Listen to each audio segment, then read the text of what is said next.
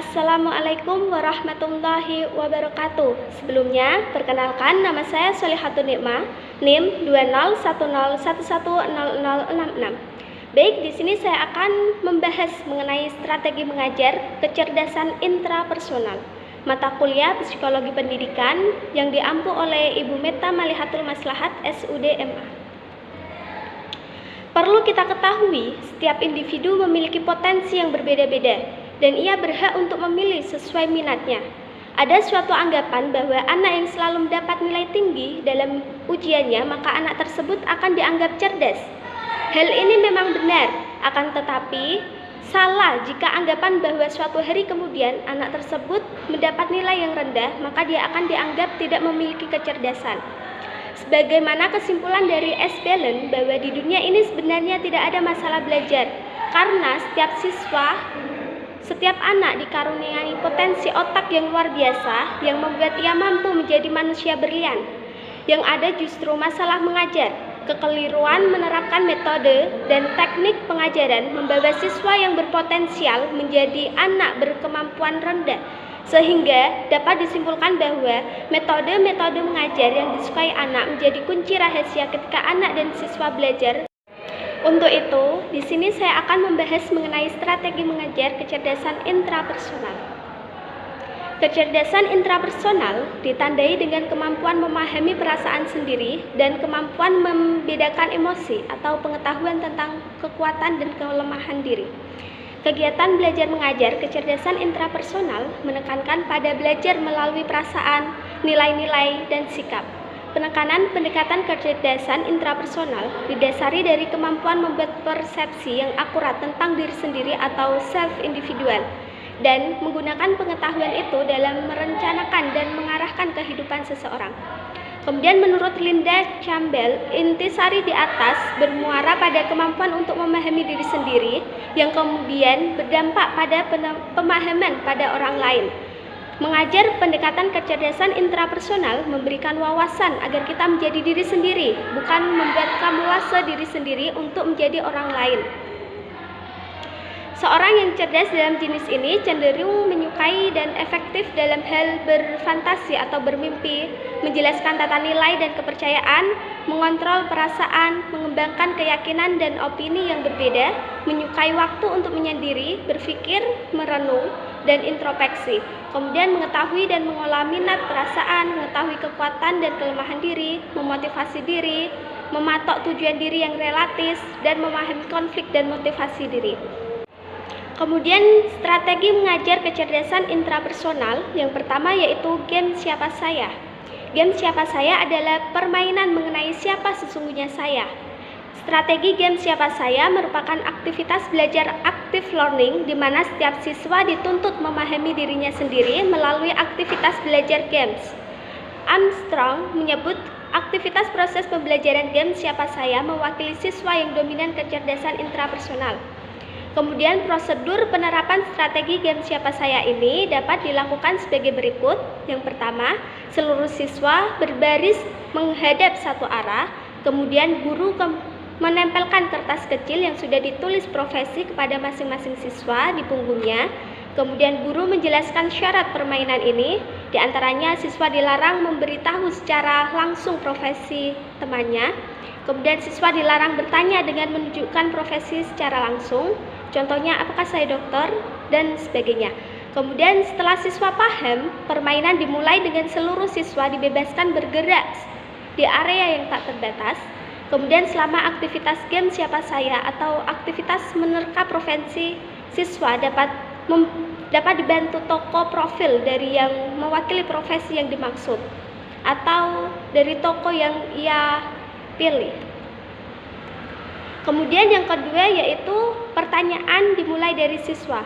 Pertanyaan dimulai dari siswa dalam bahasa Inggris adalah question student have, yang berarti pertanyaan dimulai dari siswa.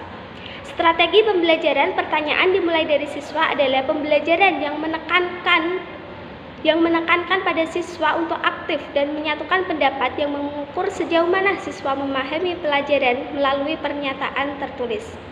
Silberman menyebut strategi pertanyaan dimulai dari siswa merupakan cara pembelajaran siswa aktif yang tidak membuat siswa takut untuk mempelajari apa yang siswa harapkan dan butuhkan. Kemudian menurut Umi Mahmud dan Wahib Roshid, strategi pertanyaan dimulai dari siswa atau question student have adalah teknik untuk mempelajari keinginan dan harapan siswa guna memaksimalkan potensi pada yang dimilikinya.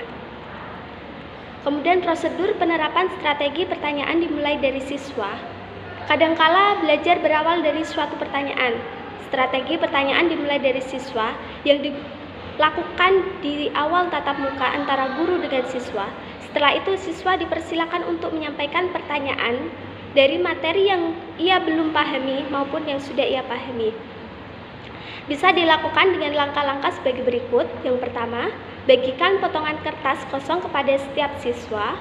Kemudian, instruksikan siswa menulis beberapa pertanyaan yang sedang dipelajari atau yang berhubungan dengan materi ajar. Kemudian, putar kertas berisi pertanyaan searah keliling jarum jam. Pastikan semua siswa mendapat kertas pertanyaan dari temannya. Kemudian, sesudah mendapat kertas pertanyaan dari teman di sampingnya, minta mereka membaca pertanyaan tersebut. Jika ia juga ingin mendapatkan jawaban dari pertanyaan yang ia baca, suruh memberi tanda centang. Kemudian saat kartu dikembalikan pada penulisnya, setiap peserta telah memeriksa semua pertanyaan yang diajukan oleh kelompok tersebut. Fase ini akan mengidentifikasi pertanyaan mana yang banyak dipertanyakan. Jawab masing-masing pertanyaan tersebut dengan jawaban langsung atau berkaitan dengan jawaban yang berani. Kemudian menunda jawaban dan pertanyaan-pertanyaan tersebut sampai waktu yang telah ditetapkan. Kemudian meluruskan pertanyaan yang tidak menunjukkan suatu pertanyaan. Setelah itu, panggil beberapa peserta, berbagi pertanyaan secara sukarela. Kemudian kumpulkan semua kartu, berikan jawaban kepada masing-masing pertanyaan yang sudah dipilih. Kemudian strategi yang ketiga yaitu strategi mengenal tokoh. Mengenal tokoh adalah mengenal autobiografi tokoh atau orang-orang terkenal dan memahami peran tokoh dalam sejarah kebudayaan manusia. Dalam aktivitas belajar siswa, mengenal tokoh dapat dijadikan sebuah strategi mengajar guru. Strategi mengenal tokoh dalam proses belajar siswa sangat memungkinkan pada kelas yang didominasi siswa bergaya belajar intrapersonal. Pembelajaran melalui penokohan maupun memberikan efek menyentuh atau emosional bagi siswa apabila sang tokoh yang kebetulan masih hidup itu dapat dihadirkan di hadapan siswa. Kemudian prosedur penerapan strategi mengenal tokoh. Untuk menerapkan strategi ini dapat dilakukan dengan cara yang pertama, tentukan pilihan tema ajar yang berhubungan dengan ketokohan atau ketokohan dapat dari kalangan pahlawan, penemu, ilmuwan, olahragawan, dan lain-lain. Kemudian, sebaiknya ada autobiografi dari para tokoh agar memudahkan aktivitas belajar siswa. Kemudian, guru memberikan poin-poin koleksi tokoh, memberikan bacaan tentang tokoh-tokoh yang berhasil dalam berbagai bidang. Kemudian, strategi yang keempat yaitu kontrak nilai. Strategi ini dalam pembelajaran menekankan pada cara siswa belajar yang sesuai gaya belajarnya. Menurut Hisham Zainal, strategi kontrak nilai memungkinkan siswa belajar mandiri secara lebih mendalam dan lebih permanen pengaruhnya. Hal ini tepat untuk memberikan porsi pembiasaan pada siswa agar memiliki kesiapan atau kemandirian dalam pembelajaran. Kemudian prosedur penerapan strategi kontrak nilai sendiri yaitu yang pertama, setiap siswa diminta untuk memilih topik yang akan dipelajari secara mandiri. Kemudian siswa membuat rencana studi. Kemudian minta siswa membuat kontrak tertulis yang meliputi poin pengetahuan yang akan dikuasai, kegiatan belajar yang akan dikerjakan, dan tanggal penyerahan. Kemudian guru membimbing dan memeriksa kontrak yang ditulis siswa. Kemudian yang terakhir, guru dan siswa menandatangani kontrak yang dibuat siswa dan disepakati kedua belah pihak, yaitu siswa dan guru. Kemudian strategi yang terakhir yaitu manipulasi identitas. Manipulasi identitas adalah suatu teknik manipulasi atau mengubah informasi mengenai identitas diri. Dalam proses pembelajaran siswa dilakukan dengan mengganti identitas diri menjadi identitas objek dari suatu materi yang dipelajari siswa. Penggantian identitas diri dengan cara memanipulasi data atau identitas dilakukan secara kreatif. Teknik ini memungkinkan siswa untuk memahami dan mengingat identitas suatu objek materi. Aktivitas pembelajaran dengan cara mengganti data diri menjadi data materi memudahkan siswa mengingat dan memahami informasi-informasi pengetahuan yang sedang dipelajari. Prosedur penerapan strategi manipulasi identitas. Langkah-langkahnya yaitu antara lain, pertama, pilih materi ajar yang sesuai dengan penerapan strategi manipulasi data. Contoh, kemampuan memahami sifat-sifat unsur dalam sistem periodik. Kemudian siswa diberi kesempatan memilih salah satu unsur dalam sistem periodik. Kemudian setiap siswa mencari data secara lengkap mengenai sifat fisika atau sifat kimia dari unsur yang dipilihnya.